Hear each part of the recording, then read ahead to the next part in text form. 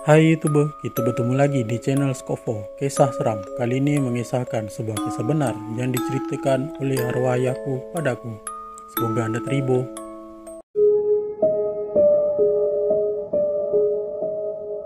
Sebelum kalian mulai video ini, silakan klik tombol subscribe, komen, dan share agar kalian tidak ketinggalan video terbaru dari kami. Terima kasih. Ayahku adalah seorang pemandu teksi persendirian. Kerjaya sebagai seorang pemandu teksi ini bukanlah mudah sebenarnya. Ada saja rintangan yang terpaksa dihadapi. Salah satu contoh ialah kerenah pelanggan. Kursi tak empuk lah, aircon tak sejuk lah, warna kereta tak cantik lah, dan macam-macam lagi. Tapi demi untuk mencari sesuap nasi untuk aku dan keluarga, ayahku kuatkan juga semangat untuk menjadi seorang pemandu teksi. Nak dijadikan cerita, pada satu hari, seperti biasanya, ayahku akan memanaskan enjin teksinya sebelum keluar mencari pelanggan. Dan seperti biasa, aku dan ibu akan menunggu ayah di hadapan pintu rumah. Selepas aku dan ibu salam cium tangan ayah, ayah pun memasuki teksinya mencari pelanggan. Kami pun melambai ayah sehingga tiada lagi kelihatan teksinya. Pada masa ini, aku baru berusia 7 atau 8 tahun kalau tak silap lah.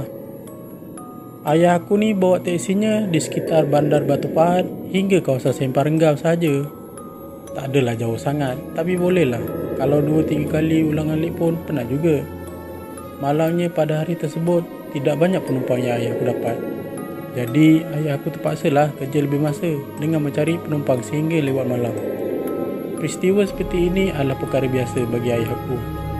Kadang-kadang tu ayah terpaksa kerja sampai ke pagi hari. Ayahku pun pandulah teksinya ke sana ke sini untuk mencari pelanggan. Sampailah di salah satu hentian bas di sekitar kawasan Aitam. Tiba-tiba ada seorang wanita menahan teksi ayahku. Tanpa rasa ragu, ayahku menghidupkan lampu signal teksinya dan berhentikan teksinya berhampiran hentian bas itu. Selepas teksi ayahku berhenti, wanita itu membuka pintu teksi ayahku dan duduk betul-betul bersebelahan belakang tempat pemandu. Seperti biasa, ayah aku akan bertanyalah soalan yang sama kepada setiap penumpangnya. Cik nak ke mana ya? Tolong hantarkan saya ke alamat ni, jawab wanita misteri itu sambil menghulurkan kertas kepada ayahku. Oh, alamat ni saya tahu, jawab ayahku selepas melihat alamat yang tertulis pada kertas yang diberikan oleh wanita misteri itu. Tanpa berlengahkan masa, ayahku terus mendu ke arah yang diberikan. Pada awalnya, ayahku tidak mensyaki apa pun terhadap wanita misteri itu. Sebab wanita itu hanya mendiamkan diri saja di belakang. Jadi ayahku pun bertanyakanlah soalan kepada wanita itu. Cik buat apa malam-malam macam ni? Seorang diri pula tu. Bahaya tau. Tak takut ke? Wanita tersebut hanya mendiamkan diri saja di belakang. Kemudian ayahku sambung lagi pertanyaannya sambil melihat cermin pandang belakang. Sekarang ni banyak kes-kes berbahaya berlaku sekitar kawasan ni. Macam kes rogol, kes ragut. Cik tak takut ke? Wanita tersebut hanya tersenyum selepas mendengar pertanyaan ayahku. Terasa seperti wanita itu tidak mahu berbual. Jadi ayahku pun fokus hanya pemanduannya menuju ke alamat yang diberikan. Sedang seronok ayah aku memandu kerana jalan yang agak lengang, tiba-tiba wanita misteri tersebut meminta ayah aku untuk berhentikan teksinya kerana tempatnya sudah sampai, kata wanita misteri tersebut.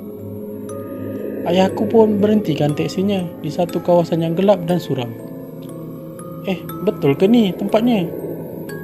Kata ayah aku sambil menoleh ke belakang. Alangkah terkejutnya ayahku waktu tu wanita misteri yang menumpang teksinya tadi tiba-tiba menghilang. Hanya terdapat beberapa helai daun kering di tempat duduknya. Ayahku menjadi cemas.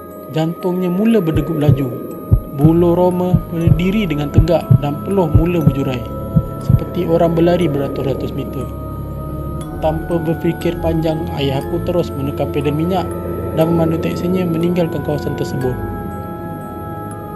Pada keesokan paginya, ayahku pergi semula ke kawasan yang diberhentikan wanita misteri malam tadi dengan harapan apa yang berlaku tadi malam hanyalah sebuah penipuan orang tak nak bayar tambang teksi.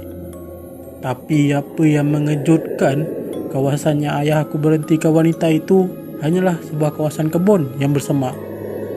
Mungkin kebun ini sudah tiada yang menjaga, bisikan hati ayahku. Persoalan demi persoalan mula muncul dalam fikiran ayahku. Sedang asyik berfikir, ayahku menyelop poket bajunya dan terdapatlah kertas alamat yang diberikan oleh wanita misteri yang menumpangi malam tadi. Tanpa berlengah, ayahku terus menuju ke alamat yang diberikan oleh wanita misteri tersebut. Akhirnya, sampailah ayahku ke alamat yang diberikan kepadanya. Terdapat sebuah rumah usang di situ. Ayah memberi salam untuk memastikan sama ada orang atau tiada dalam rumah tersebut. Tak lama kemudian, muncullah seorang lelaki tua membuka pintu sambil menjawab salam ayahku. "Cari siapa ya?" tanya lelaki tua tersebut. Saya pun tak tahu, cuma malam tadi saya ada menumpangkan seorang wanita yang hendak ke alamat ni.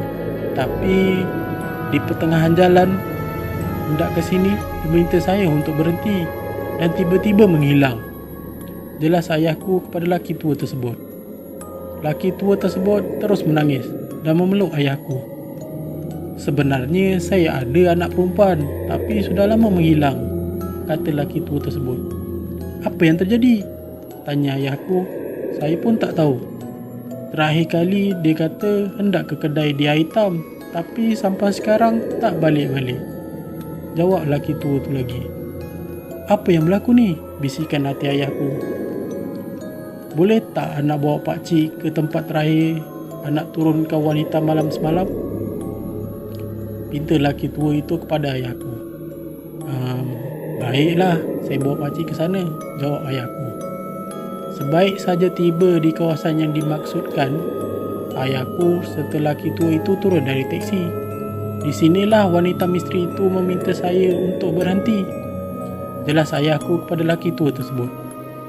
Lelaki tua itu terus menuju ke kawasan semak berhampiran. Ayahku pula mengikutinya daripada belakang.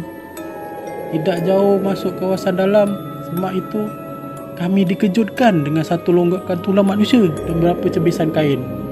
Melihat akan tulang dan cebisan kain itu, lelaki tua itu terus menangis dan sambil melutut berhampiran longgokan tulang dan cebisan kain tadi.